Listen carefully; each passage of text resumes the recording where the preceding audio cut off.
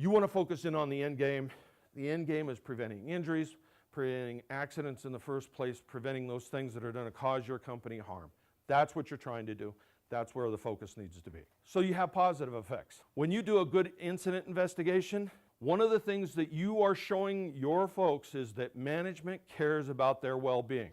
And when they feel like they're being taken care of and people are looking out for them, how are they responding to that? Positively. When morale goes up, what happens to production? It goes up. So there's a lot of things in here that by showing people that you have concern for their health and well-being, that's going to improve things for you as well, right? So what causes accidents?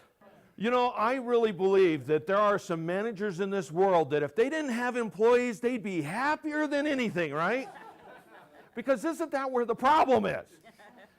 What I want you guys to do, though, is I want you to back up for a couple minutes, and it's system failures that are the problem. You may argue with me, and we'll have some fun discussions on this, but this is really where it's at. It's the system failures that actually causes incidences, all right?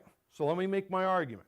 Remember that floor I was talking about that people walk all over those cords and stuff, and they're always kind of, you know, they're walking around and they're having to kind of do this as they're going through the shop trying to miss all these things and stuff. How about deficiencies in your safety and health management program?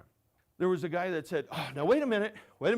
There's a guy that's driving down an icy road and he's going from Helena to Butte, and the road's so icy that he should turn around and come back, and he doesn't. And he pushes it and he ends up sliding off the road and going into a rollover. That's caused by the employee. Now wait a minute. Why does he have to feel like he has to push? What is the expectation or his perspective of what he was told that he had to do? He had to be there. You know, maybe management said, look, you have to be at this meeting. We need you to be there. I won't accept that you won't be there. So that's a deficiency in that safety and health management system, because you set expectations. Sometimes those expectations are interpreted differently than what you meant them.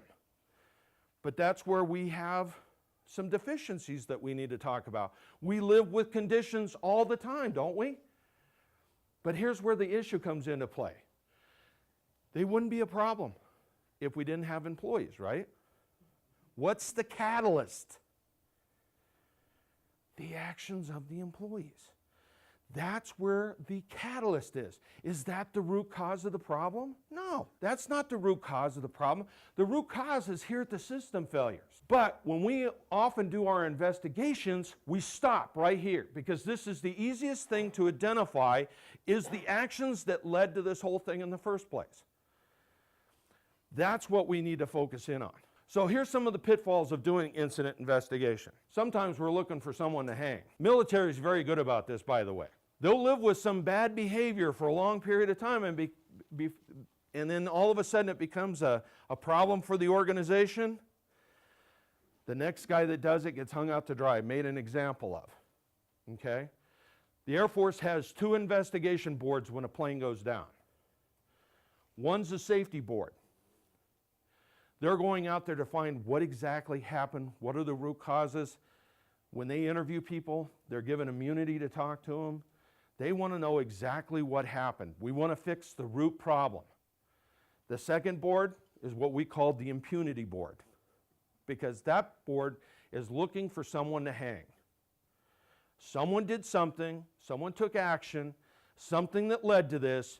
We're going to hang them out to dry so that they're an example for everyone else. This is what you want to avoid. People have hidden agendas. I work for Shannon, or we used to work for Shannon. Now I'm running my own department, but they bring me over to do an incident investigation in his area. We didn't leave on good terms, Shannon. Guess what I'm going to try and do? There's people with hidden agendas out there, and you have to be careful of that. How about not following the evidence? Because that's where we also go wrong sometimes, is that we're going through this process, and sometimes what ends up happening is we don't follow all the way through. We stop at a certain level. And that's what when you say inattentiveness, or some of the other things that we look at the employees caused. If you stop there, you're doing an incomplete investigation, all right? And we want you to avoid that. Inconsistencies in your program. I think that was brought up. You have a really good worker. Well, you know, he didn't mean to cause the situation. We're not going to look into this as much because it involves somebody I really like to keep on board. But over here, John, on the other hand, John causes an incident. I'm trying to get rid of John. Here's my opportunity to get rid of John, right? I'm going to do a thorough investigation, and I'm going to find anything I can to take care of the problem, okay? That's an inconsistency as far as applying that across the board. It has to be always applied equally. No matter who's involved, you have to do a good, thorough investigation of the incident. So here's what you guys were talking about. When you point at the worker, you're talking about the worker error approach. The employees are the problem. If you approach it this way, here's where you're going to end up. One, your actions are going to be inefficient and ineffective because you're not identifying the root problems. All you're doing is making yourself feel better about it. False sense of security. That, oh, we took action, boy, I'll tell you what, we laid it heavy on that guy. We fixed the problem. No, you didn't. You just punished someone for what actions were taken, but you didn't correct those root causes.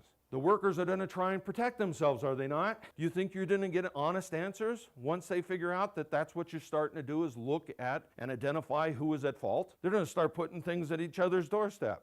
John's going to look at me and say, well, you know, it's Kirk's department that does that. And I'm going to look at John, yeah, that's where the problem is. They're not going to be truthful with you, and you want them to be. It's going to be expensive to implement simply because it's going to be ineffective. So whatever action you take won't be long lasting, and you'll have to retake it all the time. So what we want to do is the system approach. And in that system, we know there's defects in our system. You can call it whatever you want. The aligning of the stars. How many people have heard of the holes theory? Every one of your programs, every safety program you got, every one of your procedures, everything that you have that you guys use right now, I guarantee you there's holes in that process. In other words, things either that aren't being enforced, things that aren't being followed through with, or just flat out weren't thought of yet. Okay? When all those holes line up, this is where you end up with having an injury, accident, or incident. We know that there's defects in that system. We just need to identify them before they become something more. Consider the dynamics of the system. Who's involved, what kind of complexity you're dealing with, severities, those kind of things. We know there's some dynamics that deal with our system. And employees have to be considered only a component of your system, okay? Only a component of your system. So